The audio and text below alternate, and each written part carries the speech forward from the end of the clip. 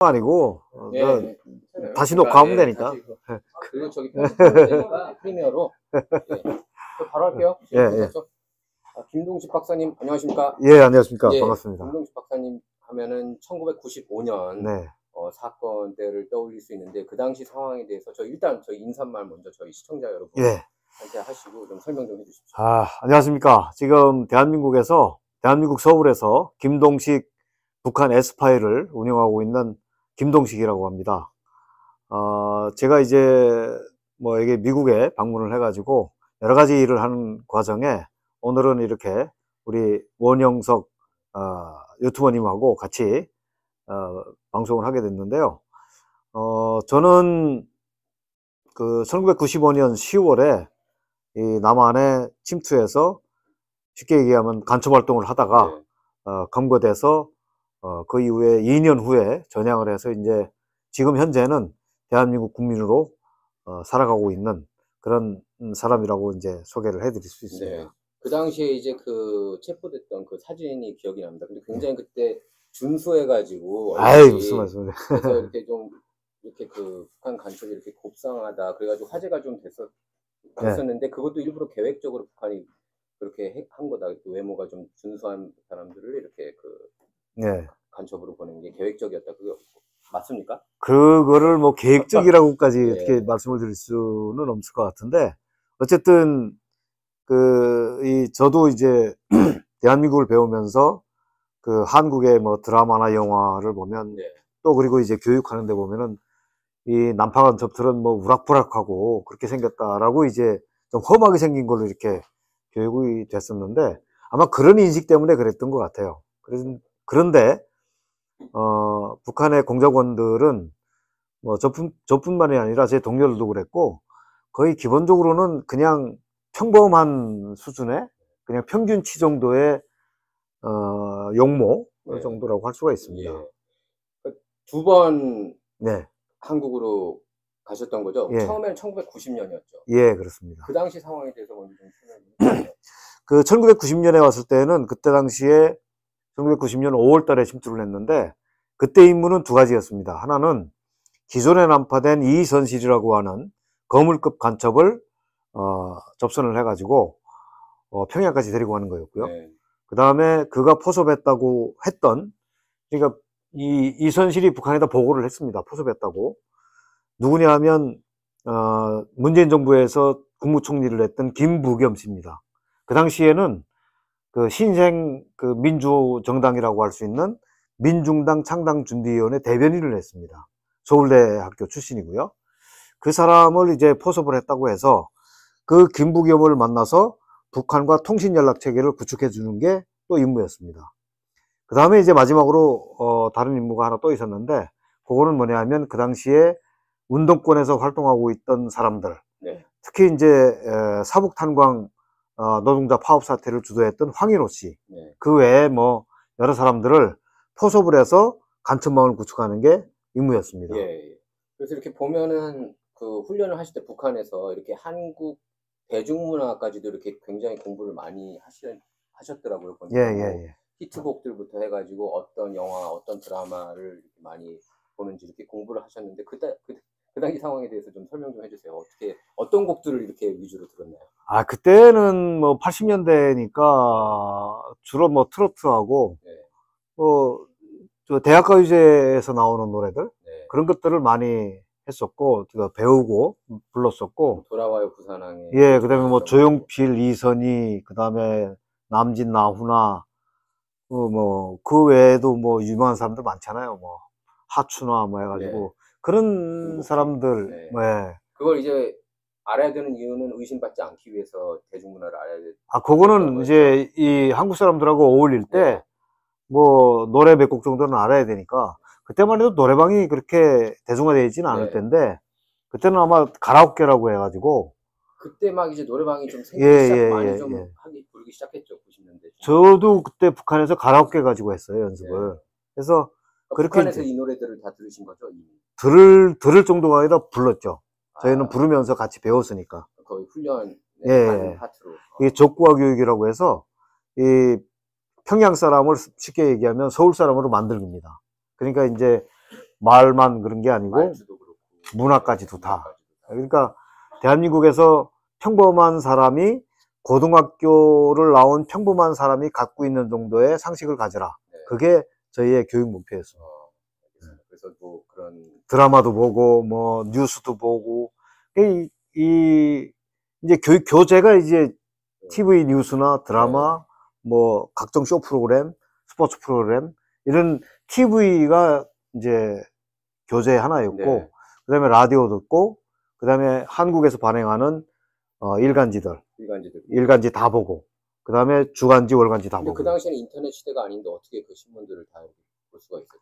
아, 그 일본 쪽으로 다 들어와요. 아, 일본 쪽. 그래서 일본 쪽에서 그걸 받아가지고 북송 그 선에다가 보내면 시차가 한 일주일 정도 걸려요. 네.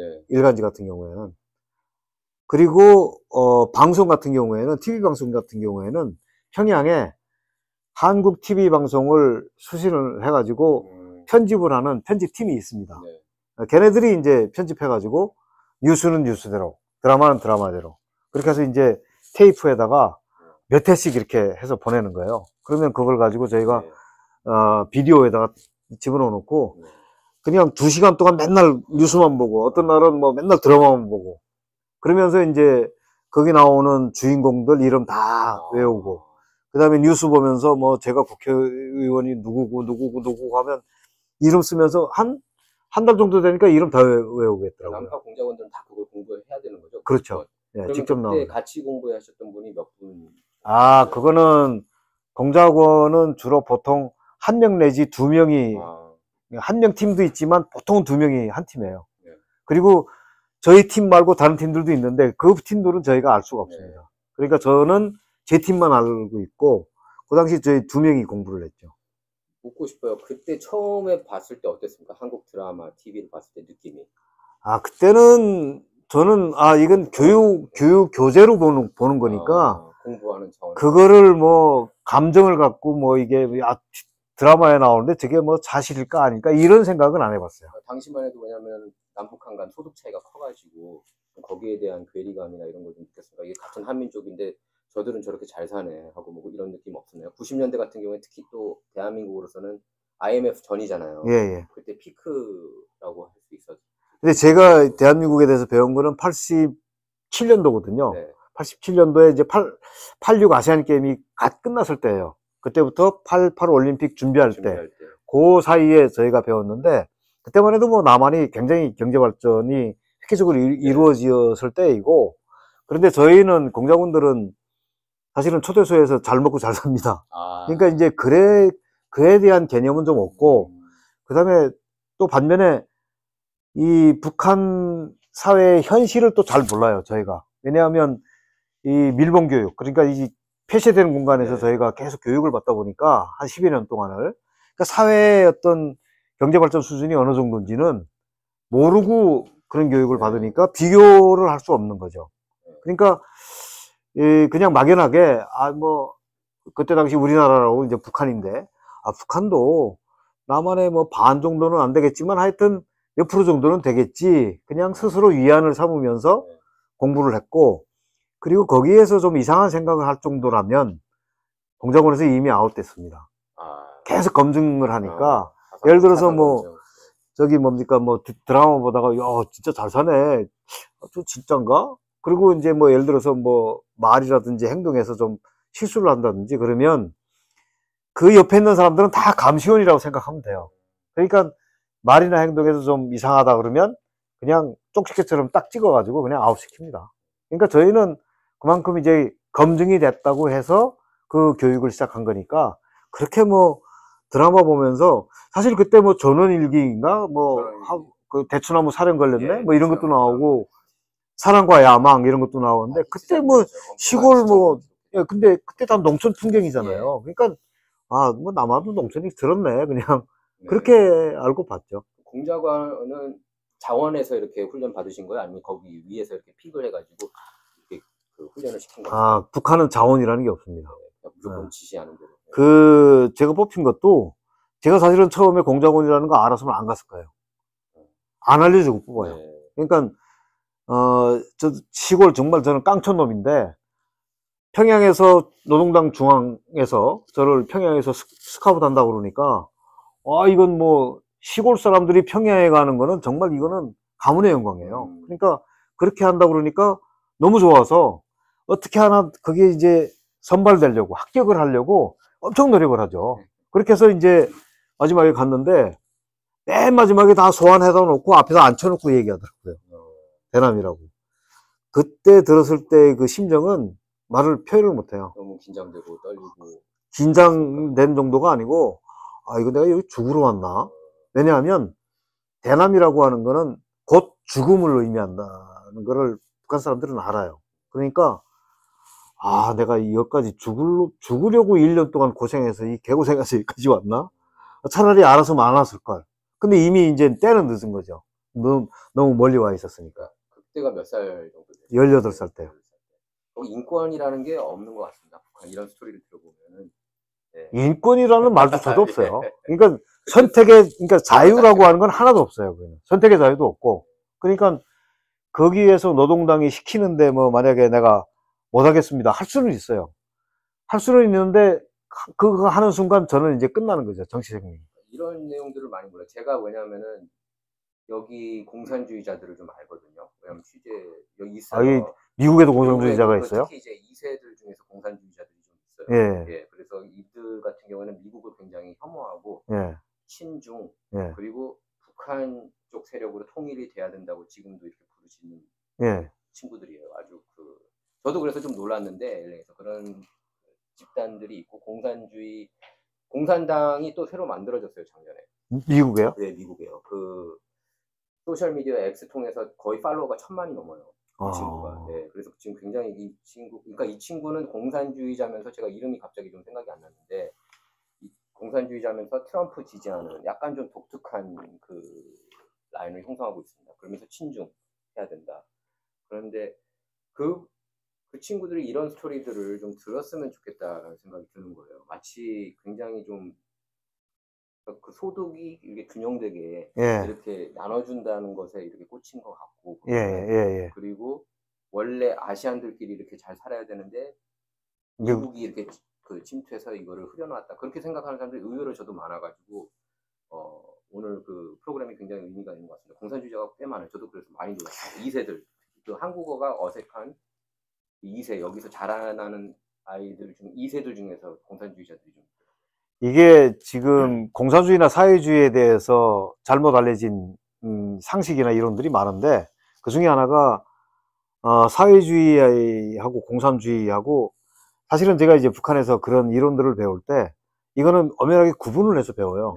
공산주의는 뭐냐면 한마디로 얘기하면 내 능력에 따라서 일하고 필요에 따라서 분배받는 게 공산주의라고 얘기를 해요. 그 무슨 얘기냐면 내가 하루에 1시간 일하고 아니면 한 달에 뭐 한 일주일만 일하고 나는 그냥 놀아.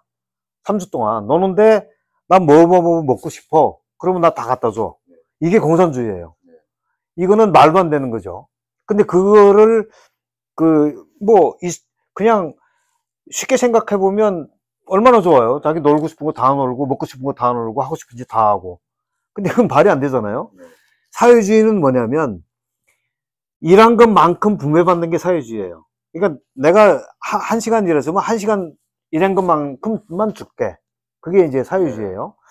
하루 일했으면 너 하루 일한 것만큼만 먹고 살아라. 그 이상은 안 주겠다. 그게 사회주의인데, 그리고 사회주의, 공산주의 할 때 이 출발점이 뭐냐면 평등입니다. 모든 사람은 평등하게 태어났다. 그러니까 교육도 다 평등하게 받아야 되고, 그 다음에 이제 사는 수준도 평등하게 똑같이 잘 살아야 된다. 이게 이제 모토인데, 제가 사회주의 사회에서 제가 30여 년을 살아봤잖아요. 북한은 결코 평등한 사회가 아닙니다. 저는 어렸을 때는 평등한 줄 알았어요. 평등한 줄 알았어요. 왜냐하면 저희 부친이 그 조그마한 대한민국으로 치면 한 개 면 정도의 노동당 간부였어요. 이 책임진. 근데 저희 집은 옆집에 사는 농민 집하고 똑같이 살았어요. 특권이 없었어요. 그래서 그러면 이게 평등이 맞네. 우리 아버지는 좀 꽤 그래도 한 자리 하는데 옆집 사람하고 똑같이 사니까. 그런데 이제 나중에 제가 나이가 먹고 그다음에 한국에 왔다 가서 영웅칭호, 공화국 영웅칭호, 그다음에 국기훈장 1급을 받으면서 이걸 받으면은 이제 차관 대우를 해줍니다. 차관 대우를 해주는데 뭐 다른 거는 저희는 워낙 공작원들은 특별하게 잘 대우를 해주니까 뭐 먹는 거 입는 거 이런 것들은 잘 모르겠는데 딱 한 가지가 좀 달라지는 게 뭐가 있냐면 그 병원 가는 그 급수가 달라져요. 진료 받을 수 있는 권한, 진료권을 주는데 평양에 가면은 제일 그 높은 사람들 장관 이상이 가는 병원이 봉화진료소라는 게 있습니다. 네, 봉화진료소. 여기는 김씨 일가가 가고요. 김정은이 지정해주는 애들이 가요. 장관급 이상. 그 다음에 그 두 번째 단계의 병원이 남산병원이라는 데가 있습니다. 제가 남산병원 대상이었어요. 네, 남산병원 대상인데 거길 딱 가면 남산병원에 가면 그 이렇게 울타리를 딱 쳐놓고 보안요원들이 이제 체크를 하는데 거기 가면 진짜 신분증하고 거기에 있는 진료권을 보여줘야만 이 안으로 들어갈 수 있어요. 울타리 안으로. 그러면 이게 평등사회라면 특권이네요. 인민을 위한 사회라면 인민이 다 들어가야 되잖아요. 네. 못 들어가요. 특권 중에 있는 사람만 갈 수 있는. 예. 그러니까 그걸 보면서 제가 공산주의 반대네요. 반대죠. 그러니까 이게 평등사회가 아니구나. 저는 제가 그냥 이 실감을 한 거죠. 그걸 통해서. 그리고 뭐 그 다음에 어떤 뭐 물질적인 혜택이라든지 그 다음에 뭐 주택이라든지 이런 것들 보면 평등사회라면 노동당 높은 간부도 노동자하고 똑같이 살아야죠, 수준을. 근데 걔네들이 사는 데는 뭐 의리의리해요. 근데 노동자들이 사는 거는 단칸방 있잖아요. 제가 심지어는 어떤 집이 있냐면 6.25 끝난 다음에 소련하고 이제 동구권에서 이제 지원을 해줬어요. 지원을 해줘가지고 평양을 다시 이제 복구를 하는데 시를 아파트를 지었어요. 지금도 있습니다. 그 아파트가 그 5층짜리 아파트인데 거기를 가니까 그냥 너비가 한 3-4m 정도 되고 길이가 한 10m 정도 돼요. 단칸방이에요. 거기에 그냥 이제 한 세대가 한 식구가 살고 있는데 그게 다 무너져 가는데 이쪽 앞쪽에 그러니까 큰 도로변에는 타일을 다 붙여놔서 잘 몰라요. 뒤에 들어가면 복도식이니까 쫙 복도가 돼 있고 그럼 복도니까 뭐 창문도 있을 거 아니에요. 그러면 창문 사이에 이런 기둥이 있을 거 아니에요. 그 기둥에다가 무너질까봐 철도 레일 있잖아요. 그걸 갖다가 다 비끄러져 놨어요. 그런 아파트에서 살아요. 근데 중앙당에 있는 간부들은 어떤 아파트에 사냐? 우리 한국으로 치면 강남에 있는 한 40-50평대? 그런 데서 살아요, 걔네들은. 또 하나의 엄청난 차별을 겪고. 그러니까 그게 평등한 게 아니죠, 결국. 제가 이제 이런 얘기를 하면 제가 이제 2세 여기 공산주의 그 사람들 좀 알게 됐습니다. 취재하면서 알게 됐고 유튜브도 활발하게 하고 이 친구들 보면 거의 다큐멘터리 보면은 그 미국의 그냥 안 좋은 점들 하고 비교하는 거 자본주의 안 좋은 점들 예를 들어서 여기 노숙자 굉장히 많았거든요. 미국 보면은 LA도 그렇고 샌프란시스코도 그렇고 뉴욕도 그렇고 대도시들 보면은 솔직히 좀 창피할 때도 있었어요. 제가 이렇게 한국에서 누가 오실 때 거기 지나가면 좀 창피하더라고요. 실제로 제가 인턴 한 명을 그 전에 뽑았는데 그 LA 한인타운 오고 나서 노숙자가 많은 거 보고 바로 그냥 돌아갔습니다. 한국으로. 근데 이제 그 얘기를 하는 거예요. 공산주의자 한 명이. 이 사람이 저한테 거봐라 미국 이게 안 통한다. 자본주의의 문제 폐해다. 최소한 북한에 가면은 이분은 북한도 가보신 분이에요. 북한에 가면은 집들을 다 준다.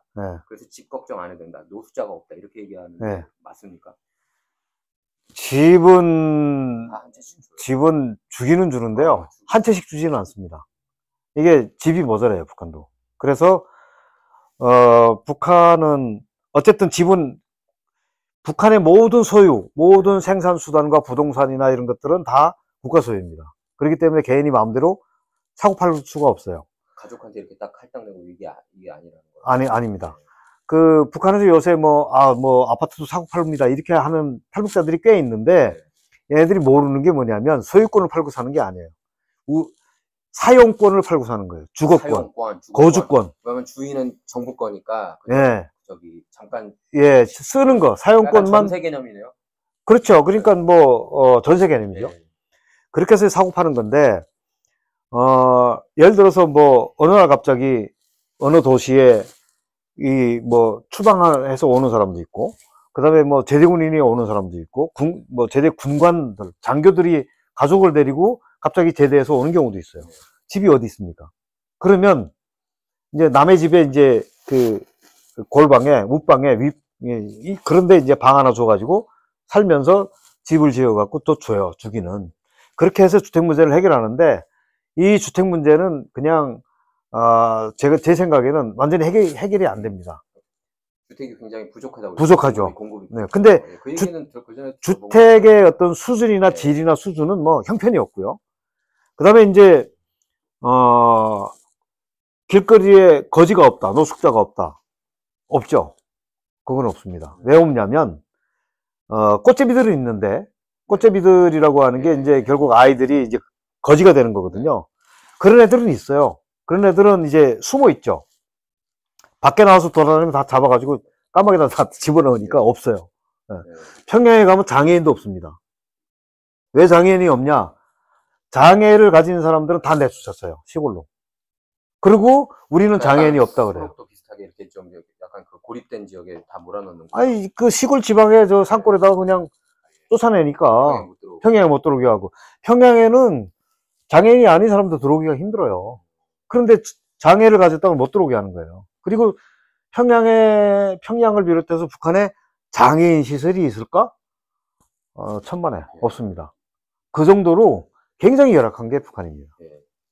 그리고 제가 또 하나 추가. 네. 왜냐하면 제가 한때 저도 이해가 안 가가지고 찬양을 하니까 북한주의, 북한 찬양 많아요. 여기 보니까 생각보다. 그래가지고 이게 급속도로 빨라지고 미국이 굉장히 또 힘들지 않았을까? 중산층이 이제 힘들어지고 하니까 거기에 사상이 꽂혀가지고 아까 제가 얘기했다시피 잭슨 힌클일 거예요. 제가 아까 얘기했던 그 인플루언서가 이제 미국의 공산당을 차려가지고 급속도로 X를 통해서 엄청나게 한 번 이렇게 영상 올리면은 뭐 몇백만 회 나올 정도로 굉장히 이렇게 급속도로 퍼졌는데, 가면은 이렇게 사람들이, 그러니까 갔다 온 사람 얘기 들어보면 행복해 보이더라. 이렇게 여기는 다 각박하게 서로 경쟁하고 그러는 느낌인데, 북한에 가보니까 사람들이 이렇게 좀 그런 데서 좀 해방되고, 그러니까 그 친세계였다라는 식으로 그렇게 얘기를 하는 거예요. 좋게 얘기를.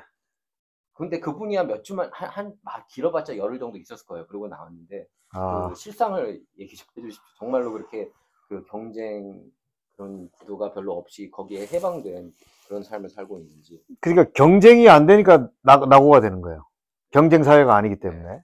그걸 자기들은 뭐 우월성이라고 선전을 하는데, 제가 이제 한 가지 좀 말씀드릴 거는, 평양에 100번을 가봤든 1번을 가봤든 똑같습니다. 왜냐하면 평양에 가는 사람들은 그 북한 당국이 지정해주는 그 지역을 벗어날 수가 없습니다.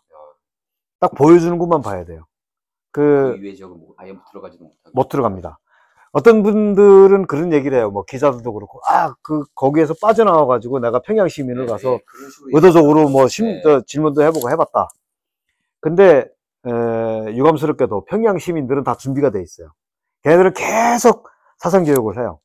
자, 너희들이 만약에 외국인 기자가 와서 물어봤을 때 이런 질문에 이렇게 답변을 해라.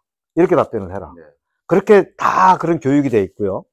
두 번째는 뭐냐면, 그런 만약에 교육이 안 돼 있는 어떤 질문이 나오더라도 그 사람들은 절대로 북한 당국을 비난하거나 비판하는 그런 내용을 얘기할 수가 없어요. 안 해요. 의도적으로. 왜?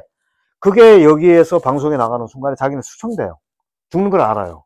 그렇기 때문에 절대로 그 북한 당국에 해가 되는 얘기는 아예 안 하고, 그 다음에 이제 평양 시내 그 중심거리만 그 사람들이 봤기 때문에 거기에는 중심거리에는 중산층들이 살아요.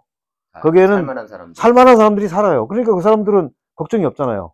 예를 들면 외교관 가족, 노동당 간부 가족, 그 다음에 뭐 보위부 어떤 그 사찰하는 그런 보안기관 가족들, 그 다음에 뭐 대학 교수들, 이런 사람들이 시내 중심에 살아요. 이런 사람들이 북한에서는 그래도 가장 걱정이 없는 사람들이죠. 그러니까 그런 태도를 취하고 다니는데, 그거를 보고 북한 전체를 다 본양 얘기를 하는데 그거는 정말 잘못된 거예요. 그러니까 이런 시골 지역 같은 경우에는 굉장히 그 빈곤에 시달리는 모습들을 쉽게 볼 수 있다는 거죠. 제가 그 얘기를 하는 거예요. 네. 그래서 제가 그 평양에 뭐 한 30분 갔다 온 분이 계시더라고요. 제가 만난 분들 중에. 그래서 제가 그랬어요. 그 뒷골목 한 블록 뒤에 들어가 봤냐 그랬어요. 한 블록 뒤에 가면 소달구지 끌고 다니는 데가 평양이다 그랬어요.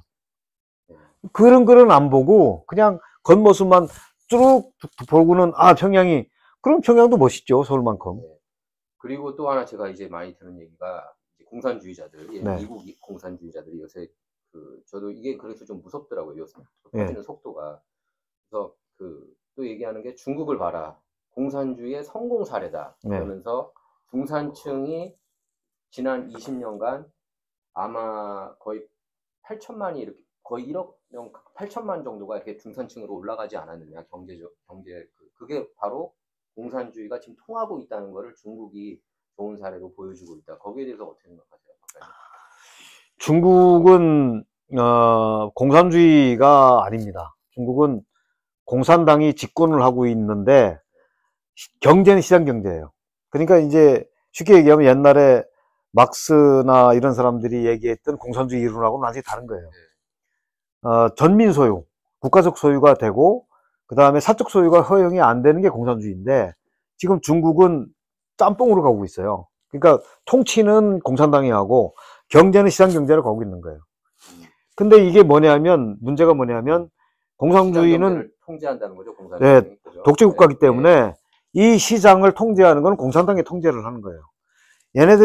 얘네들이 얼마든지 언제든지 마음만 먹으면 알리바바의 마윈인가요? 그 사람도 그래서 사라졌다가 돌아왔잖아요. 그리고 뭐 재산 다 날렸다는 얘기. 연예인도 뭐 잘 나가는 연예인도 그냥 재산 다 털리고 그게 결국 공산주의예요.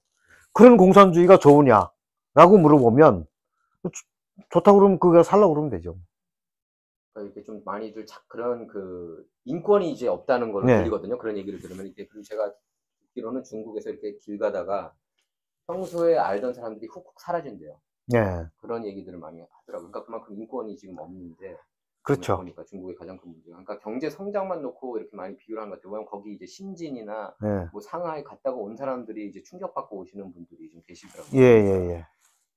그래서 저도 이렇게 2세들, 저도 이렇게 오늘 프로그램을 2세 분들이 좀 많이 봤으면 하는 바람이에요. 왜냐면 여기에 대해서 많이, 미국에 대해서 혐오감을 갖고 있는 2세들이 좀 있습니다. 특히 한인들 중에 일부가 있어요. 그래서 좀 걱정이 되더라고요. 저도 어떻게 이렇게 반대를 가더라도 이제 미국도 사실 지금 사회주의 주장하는 사람들이 많아지는 건 알고 계시잖아요. 그래서 뭐 알렉산드리아 오카시오 콜테스 연방 하원 의원, 뉴 프랑스 그런 사람이라든지 예를 들어서 버니 샌더스 버몬트주 연방 상원 의원 그분 같은 경우에도 선풍적인 인기를 끌었거든요. 그런 사회주의 얘기하는데 트럼프는 이제 얘는 공산주의자나 마찬가지다. 사실 어떻게 보면 궁극적으로 공산주의 얘기를 하는 거예요. 미국에서 이렇게 저도 설마 했는데 은근히 있는 거를 보고 여기저기 막 뿌리 내리고 있는 걸 보고 좋은 것만 보고 지금 나쁜 그런 단점을 안 보고 있는 건데 그러니까 또 얘네들이 얘기하는 것 중에 하나가 그래도 경제 성장이 더 빨리 될 수 있다. 여기는 규제가 많아서 많이 못하는데 중국 같은 경우는 규제가 그렇게 느슨해가지고 팍팍팍 다리를 만들어도 순식간에 만들고 건물을 만들어도 순식간에 만들고 뭐 그렇잖아요. 굉장히 빠른 AI 같은 경우에는 미국을 넘어섰다는 얘기까지 나오잖아요. 그래서 이 옹호론자들이 좀 생기기 시작하는 것 같아요. 경제적으로도 이게 얘네들이 더 빨리 가파르게 올라가는 거 아니냐. 그러니까 예를 들면 트럼프 지지 진영, 보수 진영에서도 약간 우려하는 거예요. 이 속도가 너무 빠르니까. 또 거기에 대해서 어떻게 생각하세요?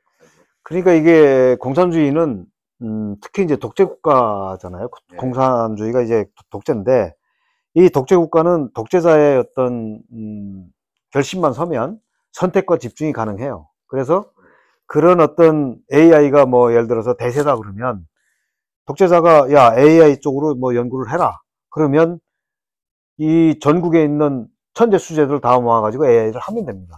그래서 그런 거는 한 분야 특정 분야는 굉장히 빨리 발전할 수가 있어요.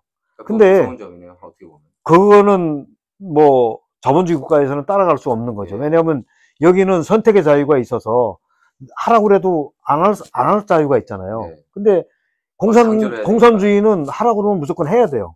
선택의 자유가 없는 거예요. 그러니까 능력 좋은 사람들이 이렇게 있으면은 예를 들어 1% 네. 머리 뛰어나고 IQ 뛰어난 그 사람들을 그냥 강제로 몰아가지고 그렇죠. 넘어가게 할 수 있는 거네요. 그렇죠. AI 같은 경우. 그렇죠.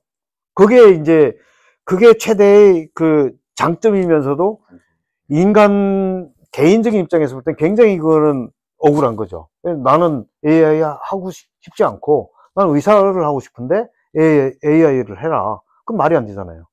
그럼 개인의 자유를 짓밟는 거지, 인권을.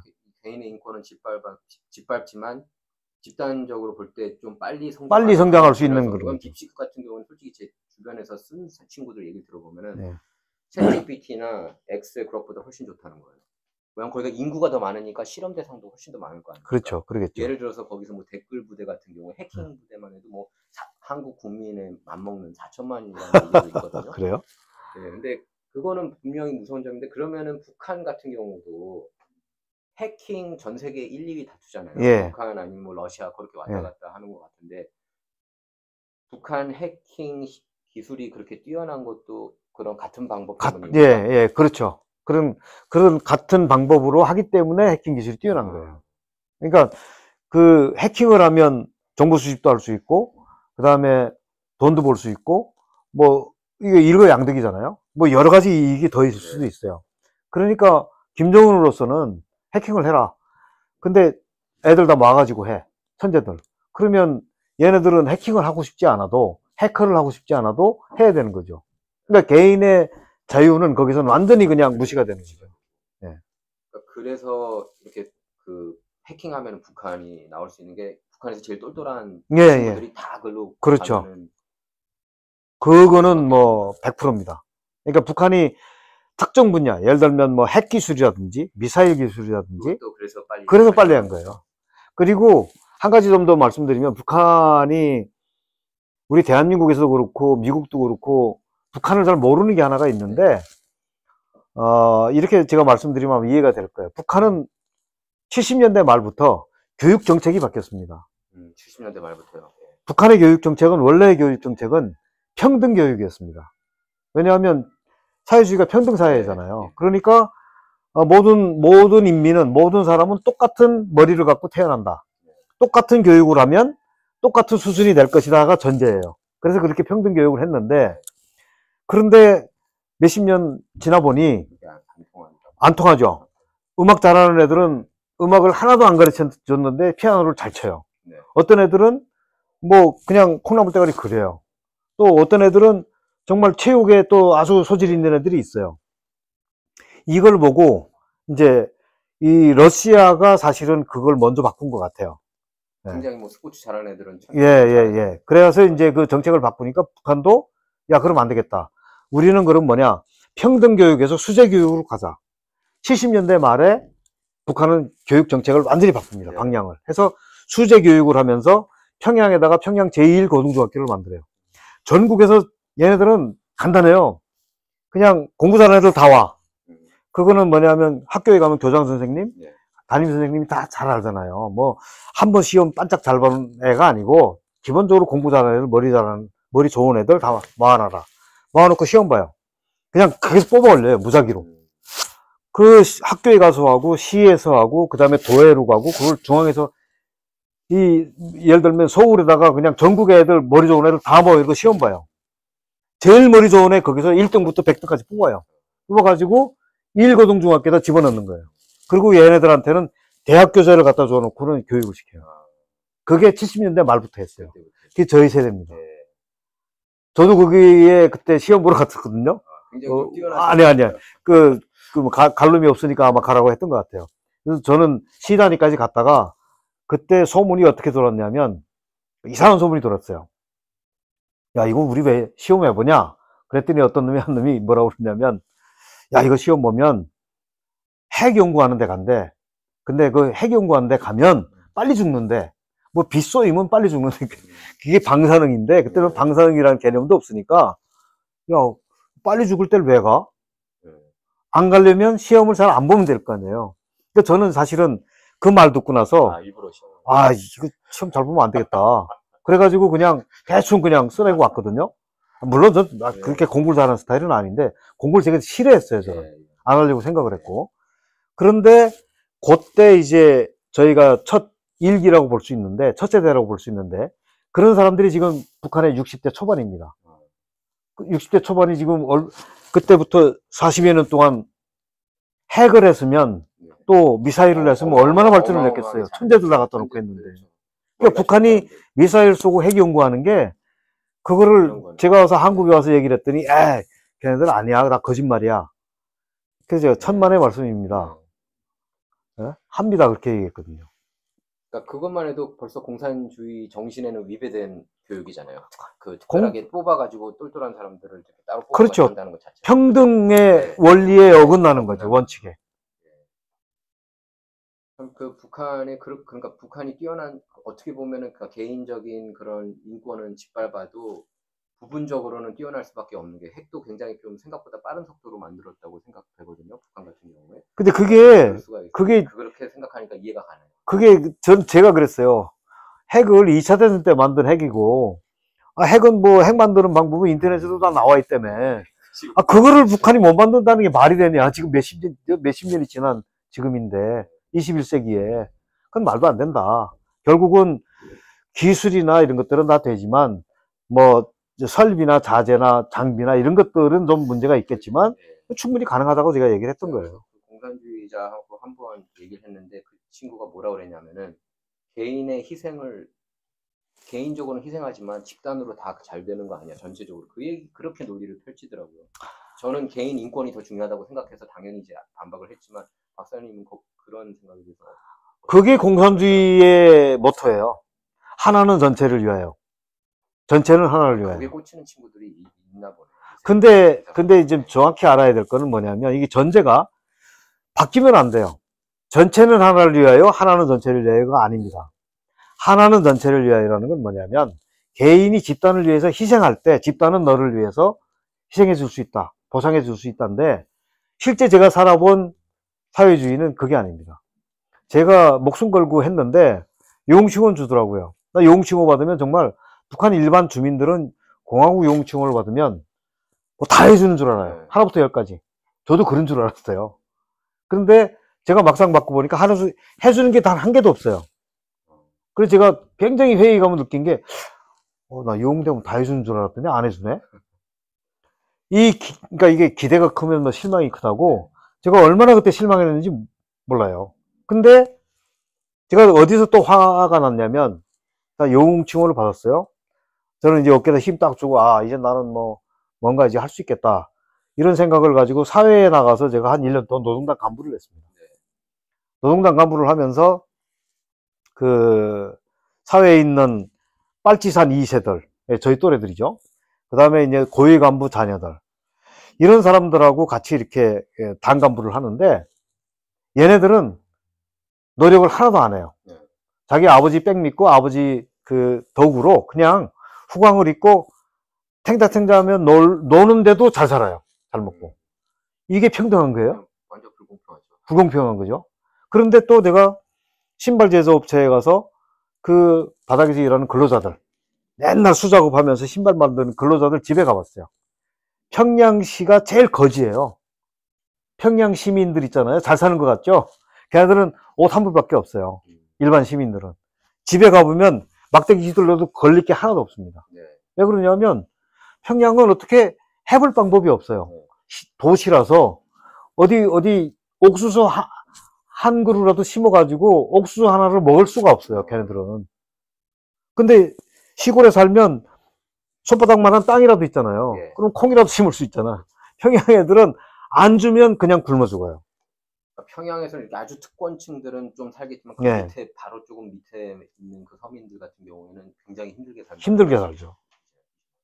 저는 이제 국민학교 한국에서 다니면서 지금 초등학교라고 그러지만 가장 이제 충격적이었던 한국에 있었던 일 중에 하나가 임수경이 89년도에 북한에 가가지고 북한에서 이렇게 거의 뭐 아이돌 같은 존재로 이끌었다고 하는 게 그게 맞아요? 아니면 맞습니다. 저는 뭐 임수경이 저기 앞에서 봤으니까 행사할 때 근데 굉장히 좀 자유분방하게 나왔잖아요. 청바지 입고 예, 그냥 하는데 티셔츠 입고. 거기에 대해서 그 예를 들면 김일성이나 김정일이 거기에 대해서 나중에 뭐 반감 갖거나 좀 아이, 뭐 그런 거는 없어요. 왜 아, 센세이션이었습니까? 그럼 저기 그러니까 그때 당시에 뭐 물론 북한이 한국에서 넘어와가지고 한국에서 센세이션이 넘어왔고 했지만 전대협 대표라는 거. 쉽게 얘기하면 전대협이라고 하는 게 뭐 자기들의 뭐 구국의 강철대오라고 그러는데 네. 북한에서의 북한 사람들한테 전대협은 대한민국 정부, 남한 정부를 반대해서 싸운 투사들이에요. 투사들이 왔으니까, 자기네 편이 왔으니까 얼마나 반갑겠어요. 열광적으로 환영을 해줬어요. 그런데 이제 임시경이가 돌아다니면서 연설을 해요. 막 손을 이루면서 연설을 하는데 원고 없이 하는 거예요. 근데 걔는 뭐 북한 애들은 원고 없이도 북한 애들은 할 수는 있는데 말 한마디 잘못하면 걸려요. 근데 임시경이가 뭐 그 자리에서 얘기를 하는데 통일이 좋다, 뭐 통일은 해야 된다 이런 얘기 외에 뭐 김일성이 나쁘다, 뭐 김정일 개놈이다 이런 욕을 할 일이 없잖아요. 좋아서 갔으니까. 좋아서 갔으니까. 그러니까 막 얘기하니까 애들이 야 연설 잘한다, 말 잘한다 이렇게 됐고. 그런데 왜 우리는 이렇게 못하느냐 뭐 그런 얘기도 그렇게도 얘기를 했었어요. 근데 저는 이제 그때 당시에 한국을 알 때니까 네. 저 정도는 뭐 한국 애들 다 하는 건데. 근데 이제 일반 주민들은 하나도 모르잖아요, 한국을. 충격을 받고. 그런데 뭐냐, 임수경이가 김일성, 김정일을 만났어요, 실제로. 만나는데, 그 파티장에 가서 만나는데, 그때 갈 때는요, 한복을 곱게 입고 갔어요. 뭐, 티 입고 가는 거 아니에요. 그쵸. 예, 저고리. 예, 그러니까 한복을 입고 갔다고. 예, 치마 저고리를 입고 갔고, 그리고 그 화면이 뭐 어디 있는지는 모르겠는데, 그 평양 학생 축전, 세계 청년 학생 축전할 때, 그, 뭐냐면, 그 세계 청년 학생 축전할 때, 그 개막식과 폐막식을 제가 다 봤거든요. 네. 김일성, 김정일 그 앞에서 이렇게 쭉 다 봤는데, 그때 보면 개막식 할 때 이렇게 임수경이 쫙 들어와요. 들어와서 그 김일성, 김정일이 앉은 그쪽은 주석단이라고 그러는데, 거기 그 단상을 향해서 인사하죠. 인사하는데 90도로 인사해요. 아주 공손하게. 그렇게 하고 이제 나갔어요. 그냥 뭐 평양 시민들이 그냥 박수치고 난리가 났죠. 그래서 이제 인기를 끌었는데, 또 북한 사람들이 쇼킹한 건 뭐냐면, 야, 제가 판문점으로 왔잖아요. 야, 저 판문점으로 나오면 잡혀 죽겠네. 그랬는데, 예. 그랬는데 이제 막 이러고 갔어요. 판문점으로. 근데 이제 그때 그 이후에 나오는 건 뭐 감옥에 갔다는 얘기는 나오는데, 나중에 국회의원을 했어. 그러니까 뭐 북한 사람들이, 야, 평양에 왔다 가서 국회의원을 해? 참 좋은 나라다. 그런 데 대해서는 또 반대로 또, 참 희한하다. 이해가 안 된다. 북한 사람들이 이해를 못 하는 거죠. 임수경이 국회의원 된 거는 대부분이 다 알고 있죠. 그거 알죠, 다. 예. 그러면 이제 정치 얘기를 민감한 것까지는 얘기 안 할게요. 예. 근데 전체적인 거 예. 볼 때 북한에서 바라볼 때 이렇게 한국에 이제 보수당이 있고 진보당이 있지 않습니까? 북한 입장에서는 이렇게 진보당을 좀 더 이렇게 친근하게 생각하나요? 그러니까 당연하죠. 더불어민주당. 예. 그건 뭐 당연해요. 왜냐하면 지금 더불어민주당에 제가 아는 분들도 있지만, 제가 뭐 아는 분들이라는 게 뭐 개인적으로 아는 게 아니고 포섭하려고 했던 사람들도 있지만, 어쨌든 지금 이 민주당에는 과거에 운동권에서 활동했던 소위 말하면 친북 세력, 그때 당시 활동했던 사람들은 다 예, 친북이라고 할 수가 있어요. 뭐 정청래 씨가 뭐 친북이었는지는 잘 모르겠어요. 이 북한이 판단하는 어떤 그 자기네 편이라고 판단하는 사람들은 어떤 사람들이냐면 반미, 반정부. 이재명 같은 경우도 약간 거기에 들어가지 않나요? 뭐 글쎄요, 배원군이라고 생각하고 미군을, 그리고 또 북한이 이렇게 한두 번 다녀온 분들은 좀 포섭하기 쉬운 상대라고 생각하세요? 이렇게. 그럼요. 북한에 들어오는 사람들은 다 자기들이 봤을 때 포섭을 할 만한 사람들은 다 합니다. 이게 우리 대한민국 국민들이 잘 모르는 게, 우리 국민들, 일반인들이 저 사람은 좀 약간 친북 성향 아닌가? 정도로 생각할 정도의 인물이라면 북한의 명단이 다 있어요. 그 사람 개인 파일이 다 있습니다. 그러니까 평양에 가면은 다 각계격파를 해요. 그건 무슨 얘기인지 아시죠? 예. 한 사람 한 사람씩 다 그냥 따로 떼가지고 공작을 하는 거예요. 예. 그렇게 해가지고 다 포섭하고. 공작을 한다는 게 그러니까 약점을 잡을 수도 있다는 공작을 한다는 거는 포석 공작을 한다는 거예요. 그러니까 약점은 아니죠. 그러니까 우리 남쪽에서 봤을 때는 약점이라고 볼 수도 있는데 북한 쪽에서 봤을 때는 자기들한테 이득인 거죠. 그러니까 말하자면 반미 시위를 하고 예를 들어서 뭐 미국 문화원 점거 사건을 했다. 뭐 방화를 했다. 그러면 북한 입장에서 봤을 때는 자기네 편이잖아요. 그렇게 생각을 해요. 내 편이라고. 그러면 그 사람들에 대해서는 격려를 해주고 우리하고 같이 손잡고 하자. 그렇게 작업이 들어와서 포섭이 되는 거죠. 제가 공작이라고 하는 거는 그런 작업, 알겠습니다. 포섭을 얘기하는 겁니다. 한간에 떠도는 얘기들 중에 뭐 루머일 수도 있겠지만 북한에 잘못 가면은 이렇게 예를 들어서 그 여자들을 이렇게 방에 몰래 이렇게 넣어가지고 약점을 잡는 그런 그게 좀 많이 떠돌아요. 사실. 근데 그건 완전히 전혀 들어보지 못하는. 그거는 저는 뭐 제가 할 수 있는 말씀을 드릴 수 있는 상황은 아닌 것 같고요. 왜냐하면 제가 뭐 그 상황을 보질 못했기 때문에 저는 사실은 아무 데 가서나 마찬가지인데 제가 직접 경험하거나 아니면 알고 있거나 또 배웠거나 하지 않은 내용에 대해서는 그거는 감히 그렇게 그 한국 정치 저는 저도 제 스스로 한국 정치에서 예를 들면 뭐 진보당도 나름 이렇게 좀 그 설득력 있게 얘기할 때가 많이 있다고 생각을 했어요. 뭐 보수도 그렇지만. 근데 언젠가부터 너무 친북으로 가는다는 느낌 받았어요. 더불어민주당. 특히 이제 탈북자들, 임수경도 마찬가지고, 임수경도 탈북자를 향해서 엄청 욕설하고 쓰레기로 쓰레기 배신자 이렇게 얘기했어요. 거기에 대해서 어떻게 생각하세요, 박사님께서 보실 때?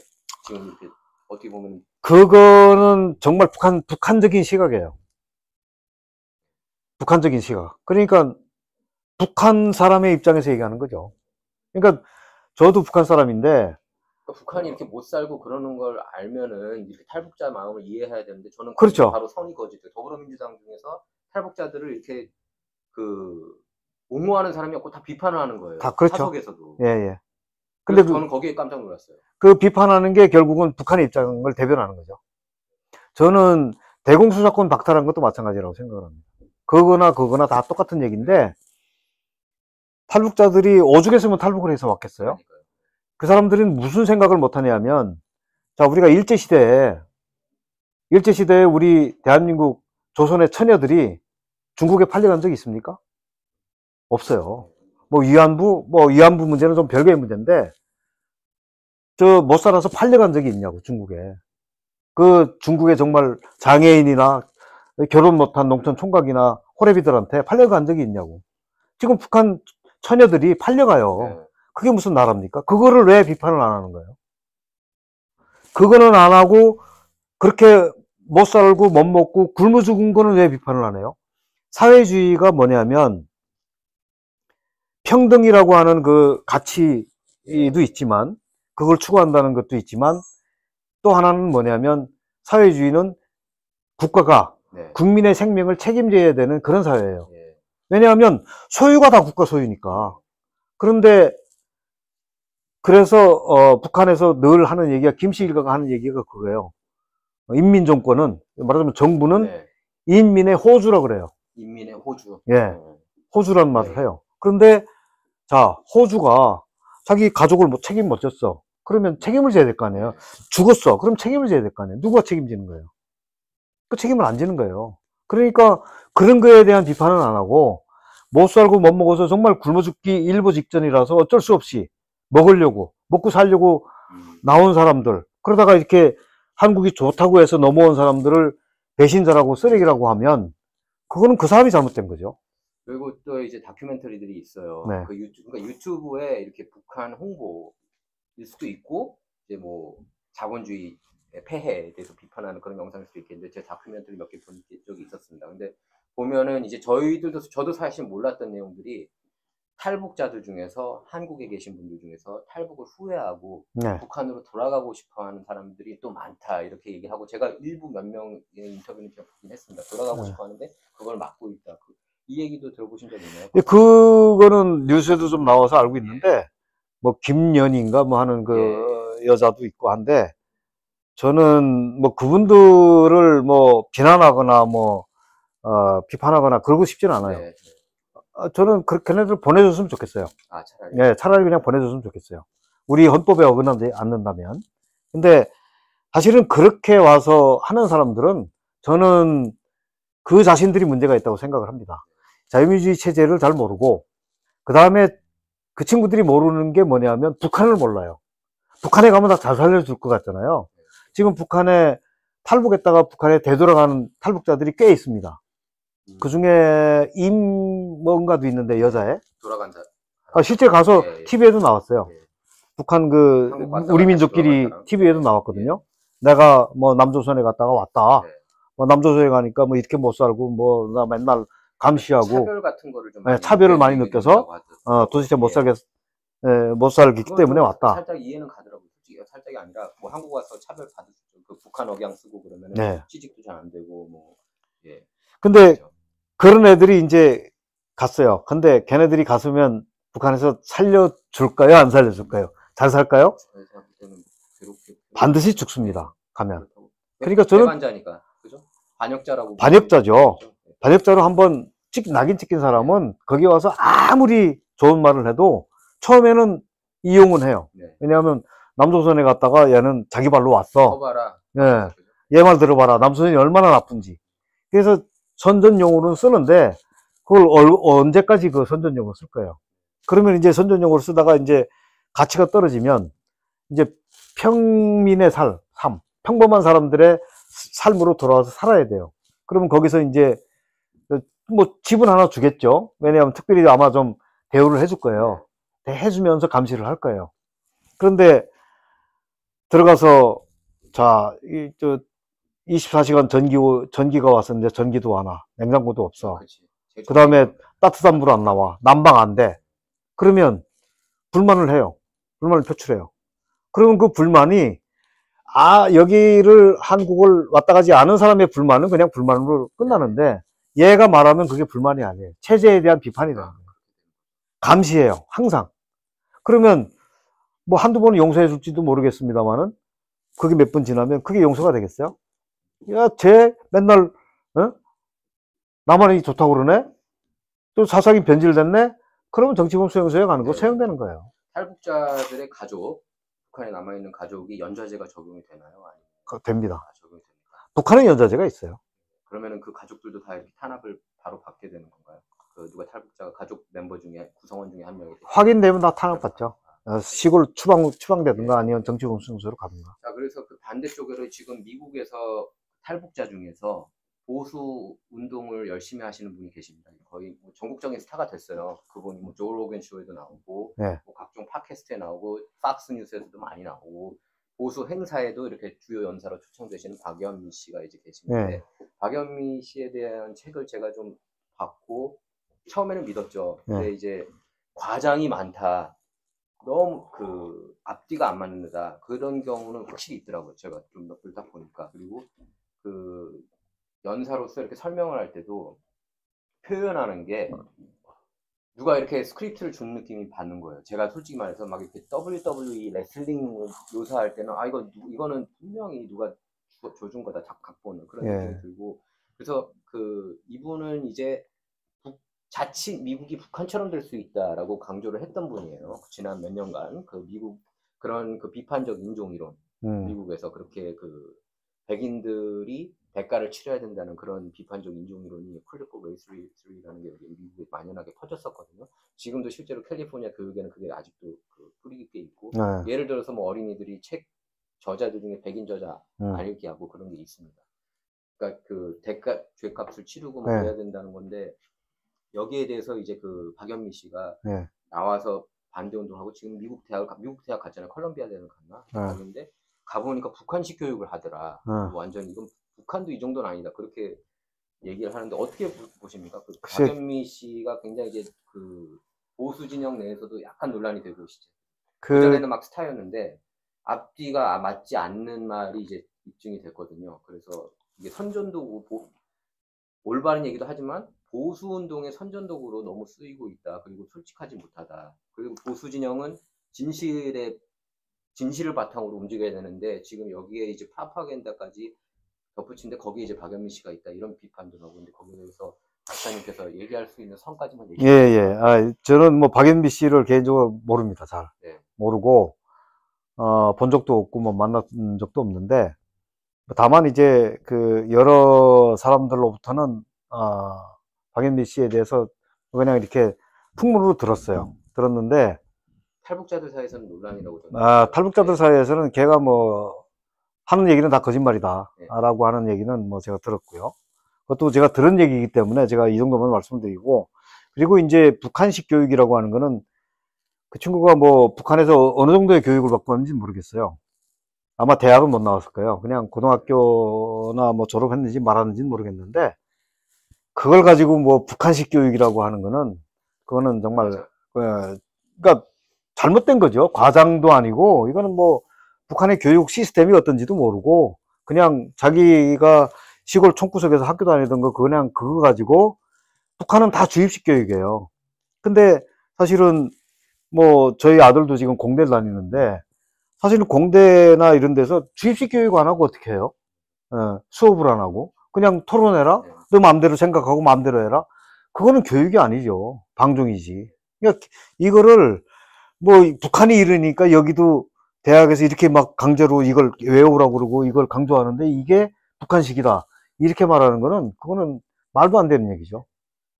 지금 이제 한국도 그렇고 미국도 그렇고 과거에 비해서는 근데 좀 많이 이렇게 사회주의가 좀 퍼져 있는 그런 느낌을 받으십니까? 과거에 비해서. 저는 그게 느껴지거든요. 한국도 그렇고 미국도 그렇고. 미국은 요새 이제 다시 보수화가 되고 있지만 트럼프가 당선되면서. 박사님 생각이 좀. 그러니까 이게 그 사회주의라고 하는 거는 분배를 우선시하는 거 아닙니까? 그러니까 다 같이 잘 살자라고 하는 측면에서 부자들한테는 뭐 세금을 때려매기고 그 다음에 이제 못 사는 뭐 좀 이렇게 수준이 낮은 사람들한테는 좀 혜택을 많이 현금을 뭐 준다든지 하는 건데, 사실은 북한은 잘 살지도 못하면서 북한은 재벌이 없습니다. 다 국가가 소유를 하고 있기 때문에. 근데 이제 어느 정도 옛날에 조금 살 때는 돈이 좀 있었겠죠. 그거를 한 방에 다 때려 먹었어요. 쉽게 얘기하면 전국의 어린 아이들한테 선물을 줬습니다.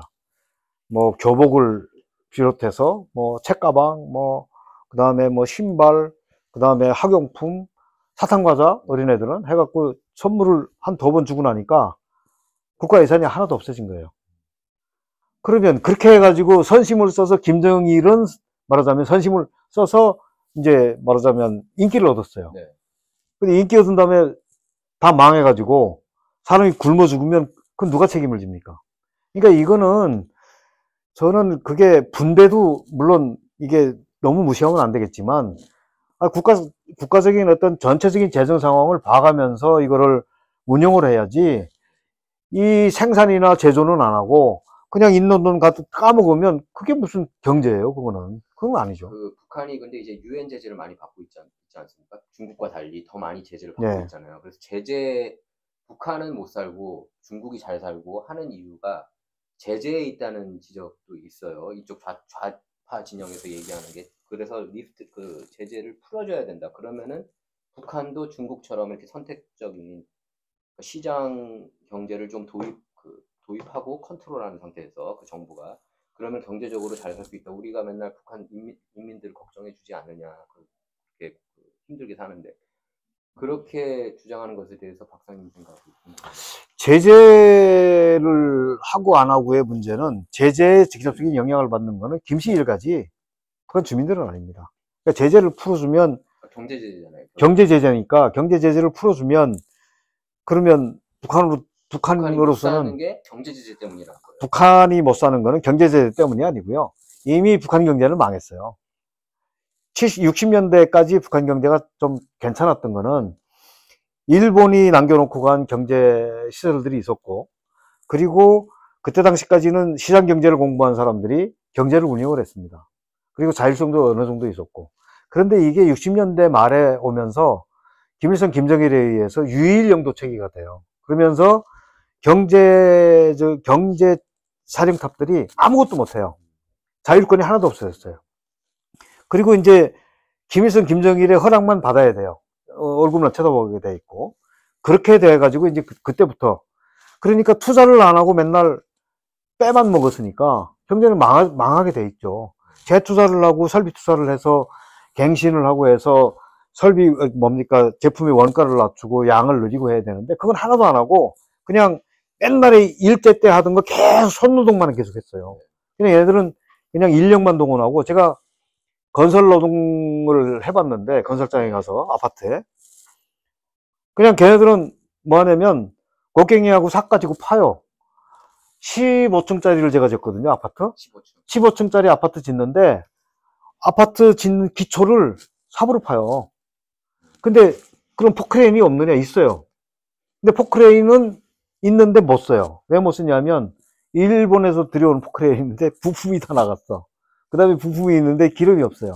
타이어가 없어. 그러니까 못 쓰는 거예요. 근데 이제 어쩌고 저쩌고 해가지고 뇌물을 주고 이제 포크레인을 갖고 와요.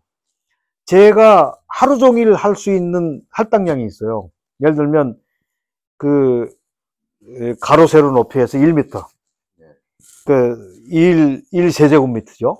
그게 이제 하루 할당량의 흙을 파야 되는데 포크레인이 한 삽 파면 돼요. 한 삽 딱 파면 하루 종일 하는 거예요. 그럼 저는 놀아요.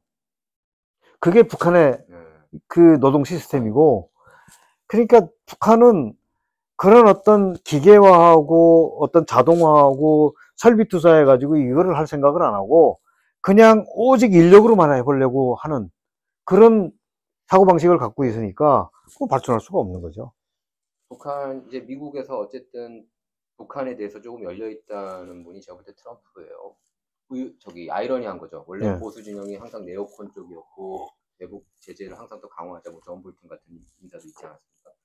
이제 트럼프 같은 경우에는 그 김정은하고 뭐 햄버거 먹고 싶다 예전부터 막 그렇게 얘기를 했고 직접 만나고 싶다. 근데 트럼프 같은 경우에는 자기 말을 실천을 하잖아요. 그래서 결국에는 2번 정상회담을 가졌는데 얼마 전에는 또 핵무기 보유국이라는 식으로 이렇게 또 말까지 했다고요. 네. 그 박사님이 볼 때는 저기 미국하고 대북 관계가 어떻게 발전해 나갈 것 같습니다. 미국하고 북한과. 글쎄요, 그거는 아직 좀 보긴 해야 되는데, 제 생각에는, 김정은이 과거에 트럼프 일기 정부 때처럼, 일기 때처럼 호락호락 미국이 나오라고 할 때 나오겠느냐? 저는 그건 좀 회의적이에요. 왜냐하면, 지금 북한 뒤에는 러시아가 있습니다. 러시아에서 어마어마하게 지금 지원을 해주고 있어요. 물론, 북한이 그 파병 대가죠. 그러니까 파병하고, 그다음에 지금 많이 죽고 있죠. 많이 죽고 있죠.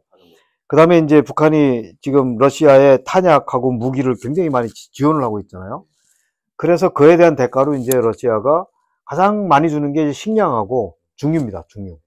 그 기름을 많이 주는데, 그러니까 국민들이 이제 북한 주민들이 먹는 데서 조금은 이제 좀 괜찮아진 것 같아요. 그러니까 뭐 정권에 대한 김씨 일가에 대한 인지도가 조금 인기도가 조금 올라가겠죠. 그 다음에 전기가 들어오니까 좋아요. 전기가 지금 뭐 굉장히 잘 들어가고 있다고 그러더라고요.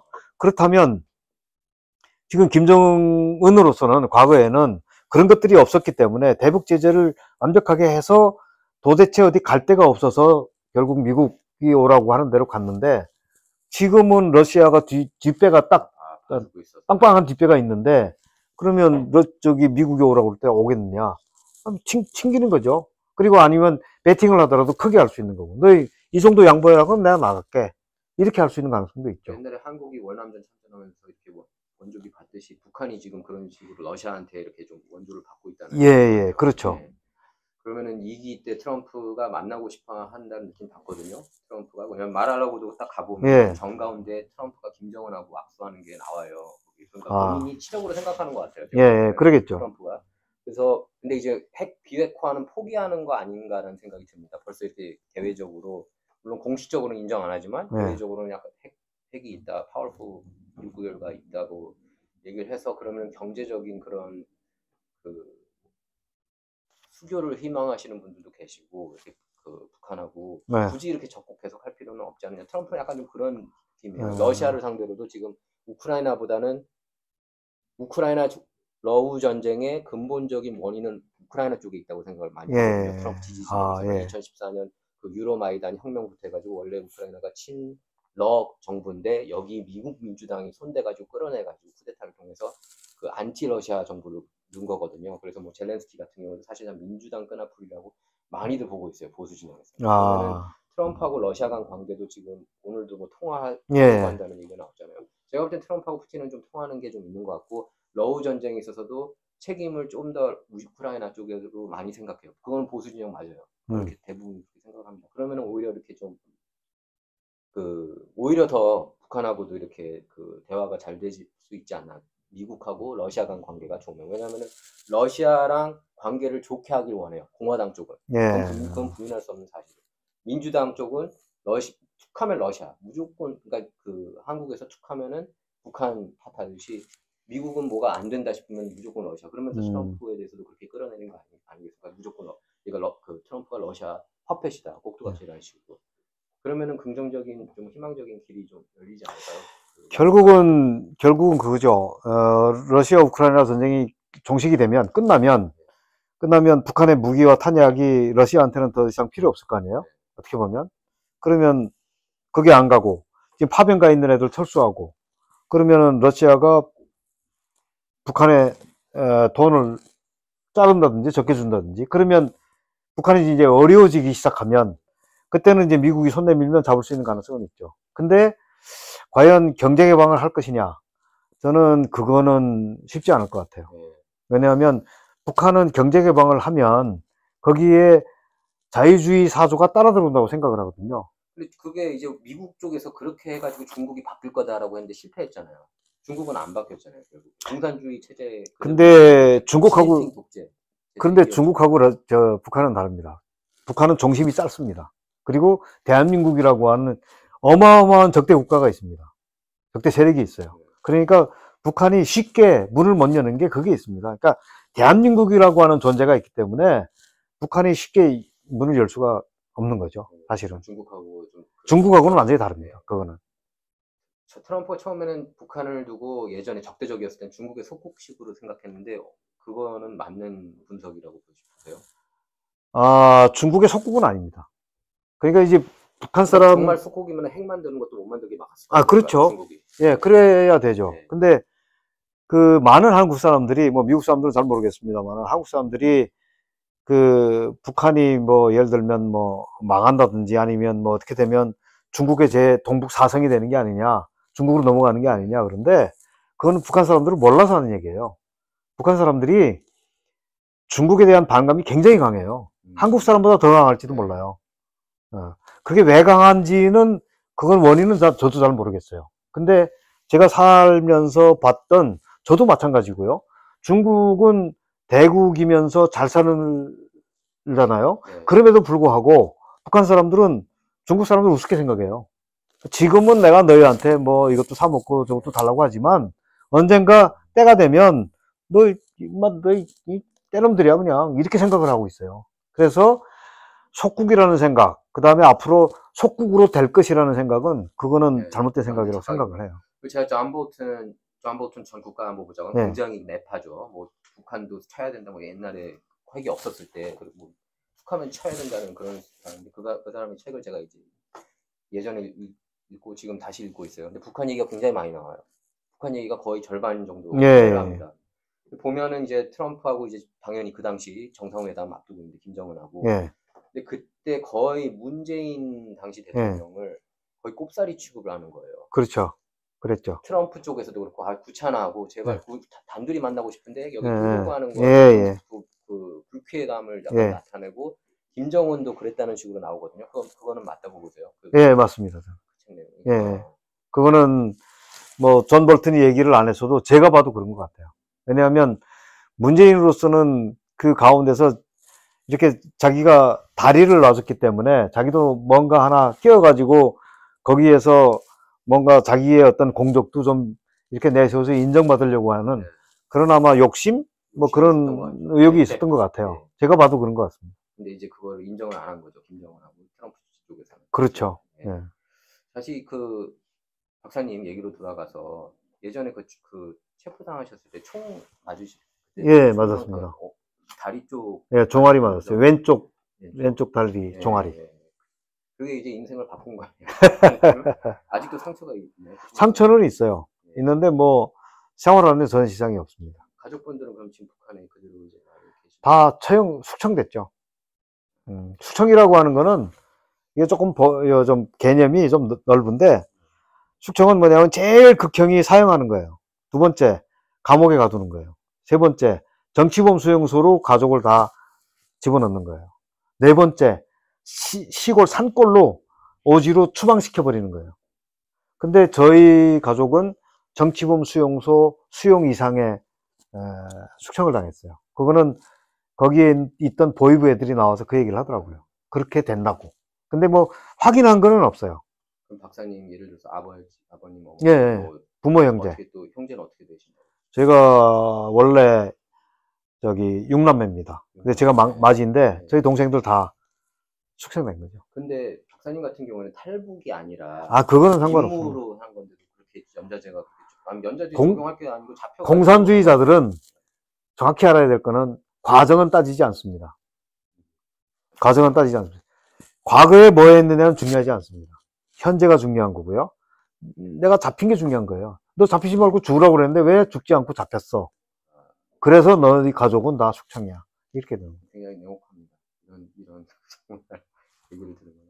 네, 박사님 저기 끝으로 저희 시청자 여러분께 하시고 싶은 말씀 드리고, 저희들이 이제 박사님 워크 유튜브도 이제 하시지 않습니까? 그거에 대해 유튜브에 대한 홍보, 그 사이트도 알려주세요. 어떻게 하면 박사님 그런 그 영상이나 감사합니다. 글 무슨 스카이데일리 연재하고. 지금 제가 김동식의 에스파일이라고 하는 유튜브를 운영을 하고 있는데, 작년 9월부터 했습니다. 작년 9월부터 했고, 지금 현재 구독자가 한 32,000여 명 정도. 센세이션하게 인기 많이. 저도 참 놀랐습니다. 제 유튜브 시작할 때는 사실은 그 정도 기대를 못하고 시작을 했고, 했는데 출연할 때마다 조회가 높더라고요. 그러면서 생각을 하신 것 같아요. 유튜브 해야겠다. 구독자분들께서 정말 잘 이쁘게 봐주셔서 사랑을 해주셔서 감사하다는 말씀을 드리고요.